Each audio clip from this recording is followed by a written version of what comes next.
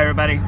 I want to sort of talk about the limited scope and the limited mindset of cluster B disordered people, narcissists, and borderlines. I don't think histrionic is, I don't know very much about that one. I know a lot more about narcissism and somewhat about borderline. They don't have very many shades of gray for how they interact with people. They don't have many shades of gray for themselves or for others.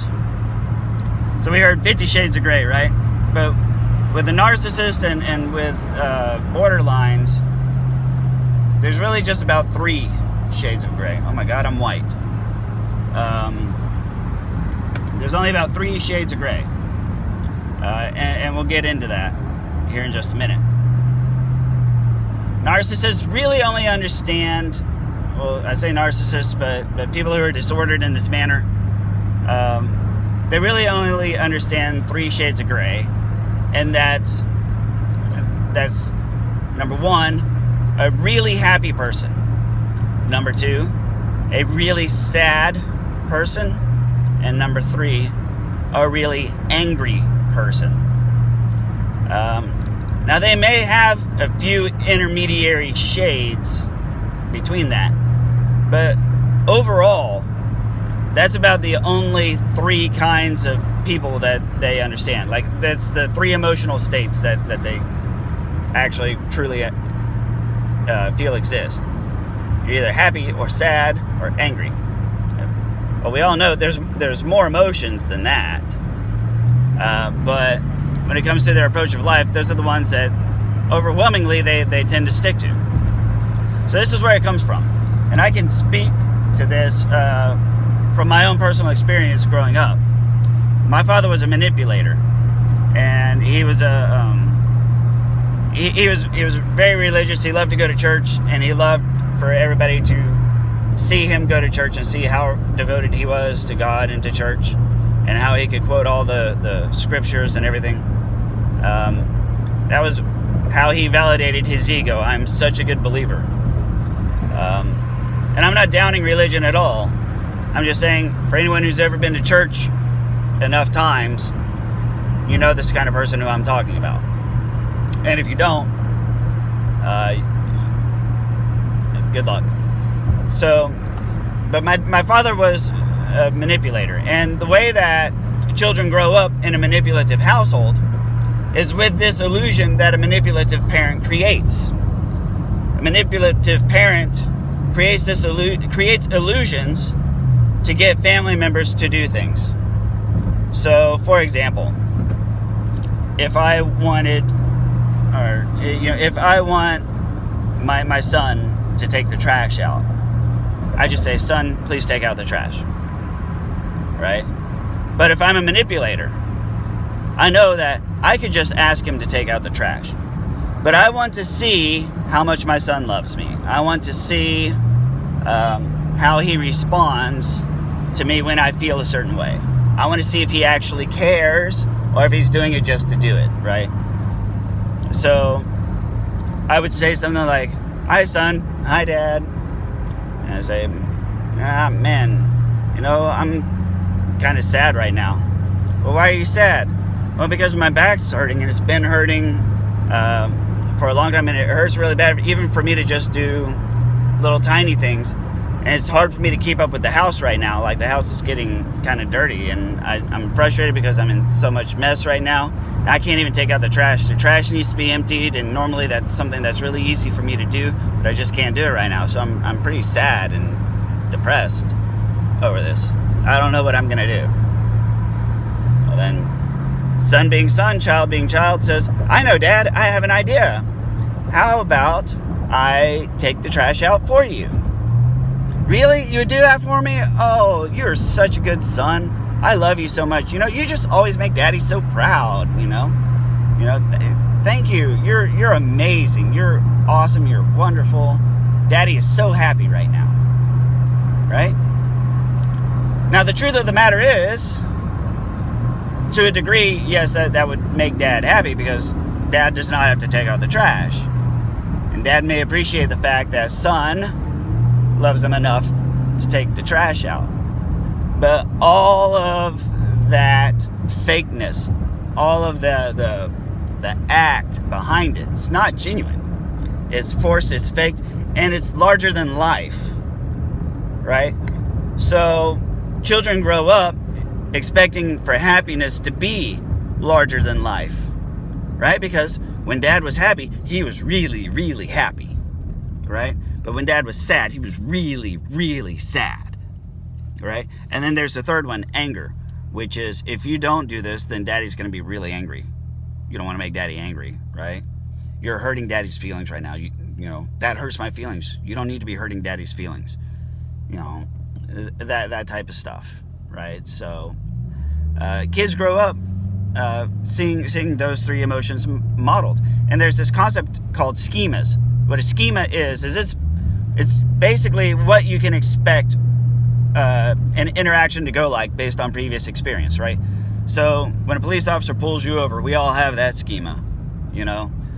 When you're in school and the teacher walks in, you have a basic schema of what to expect. You know, when dealing with parents, you know what's going to get you in trouble and what's not. You know, if you're a kid, you know the rules. So you develop these schemas. In a neurotypical household, where emotions are not forced and faked and so utilitarian, you have this, it's a much different situation because emotions are just reactionary to day-to-day life, day-to-day event. They're responses. It's just responses. There's no emphasis on control. There's no incentivizing of behaviors and emotions. They're not normally tied together. Now you have rules, you follow the rules, so there's a consequence. But in general, there's no cause and effect between emotions and behaviors. Okay? And so growing up, children really just see these three things modeled, and they're mostly overblown and overdone. They think that when people are happy, that they should be this overwhelmingly exuberant, Jesus in the flesh kind of happy, right? That's how it is when you're happy. But that's not true. This is why whenever you get into a relationship with somebody who's narcissistic or borderline or otherwise disordered with in a situation like this where they grew up in a manipulative household, this is why they have sort of that anxiety where if you just come home and you're just tired, you want to relax and just chill, and they're like, is everything okay with you? Yeah. You sure? Yeah. You're not mad about anything? No. Why? You're acting mad. No, I'm tired. You sure? Yeah. I feel like you're mad at me. I feel like you're hiding something from me. Right? And it's because if you're growing up, if you weren't exuberantly happy, then that means you're either sad or angry. Right? And so when you first get into a relationship with somebody like a narcissist, this is why the whole love bombing phase in the very beginning, because when they're happy, they're supposed to be exuberantly happy, and it's supposed to be wonderful and all of this stuff. That's the expectation. That's the schema. But then, because they only have happy, sad, angry, you come home tired, you're being quiet, you're not exuberantly happy. And so then they start to get paranoid that you're either sad or that you're angry and not showing it. Right? They don't have a schema, right? And the fewer schemas they have, the less equipped they are to deal with the many emotional states of people. They only got 3, right? And so this is why they're so hot and so cold. And then the last part of this is the fact that if they grew up, for people who grew up in a manipulative household, they grow up feeling like it's normal to how can I say this? That other people's feelings are their responsibility, right? If you do this, you're gonna make dad angry, right? Dad is sad. You need to do this to make dad happy. But then more importantly, they're like, I can't believe you did that. You need to make this right. You need to make this right. You need to do something about it. You know, I'm a big believer in karma. That's another big thing they say all the time. They grow up believing that when they have this illusion that emotions, that people can control other people's emotions. You can't. It's an illusion. It's factually false. You cannot control how somebody feels. You can only influence their feelings. And the degree, the magnitude of your influence, the degree to which you can influence somebody, are you ready? Depends entirely on their inability to control their responses, their emotions, their reactions, and their inability to process the world correctly. So, the more you have more influence over people with less control. And if you think about it, that makes perfect sense. For people that don't have as much ability to control themselves, they can't control themselves, so you have more influence because they're not in control. But you're still not directly in control, you're just influencing. I'm at the office.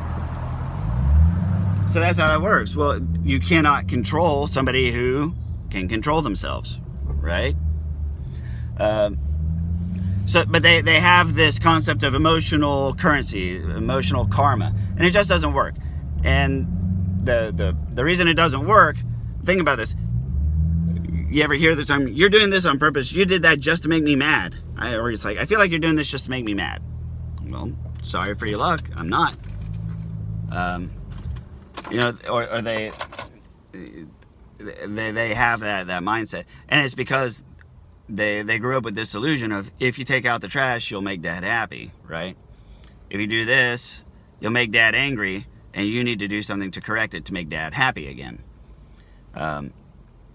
So they grow up never developing the ability to recover from emotional injury, right? When somebody slights them, when things don't go their way, they don't actually learn to get over it themselves. They don't actually learn how to process the negativity and find the path back to happiness on their own. They don't learn that. They learn something like, you fucked up, you did not meet the expectations of my schema, and you need to fix it, right? You're not being happy schema, you're being angry schema, and you need to fix it and be back to happy schema.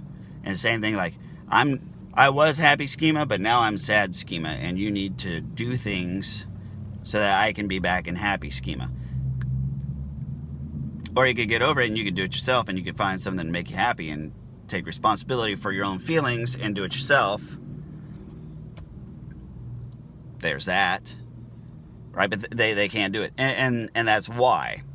Now, narcissists have a bit of a way to recover from emotional injury. Borderlines have far less ability to recover on their own. Borderlines have a very fragile, delicate way of doing it, and it's by validating their ego. And this is why they condescend so much. This is why they talk to you the way they do. Because by condescension, when you condescend, you naturally feel like you're elevated, right? So that's why they always have that condescending tone. Because they're not they're condescending people to ascend themselves.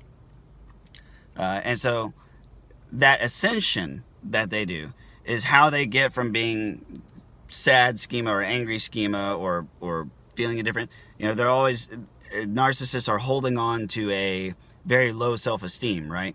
So to get back up to happy schema, their method of getting happy, back up to happy, is by changing their perception that elevates them. So they elevate themselves over others to get back to happiness. And that's one reason why the very second you contradict them or you poke a hole in that ego or that condescension, they freak the hell out, because that's their one way back to happiness, and you're fucking with it.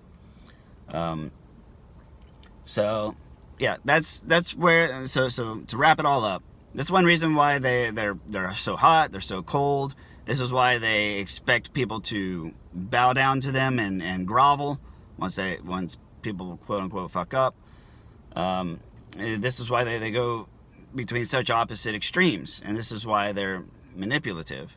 And so there you have it. I'm out of time. Do please comment. I want to hear from you if this sounds familiar, if you live this life. Hit me up in the comments. I always love to hear from you guys, and I'll see you on the next video.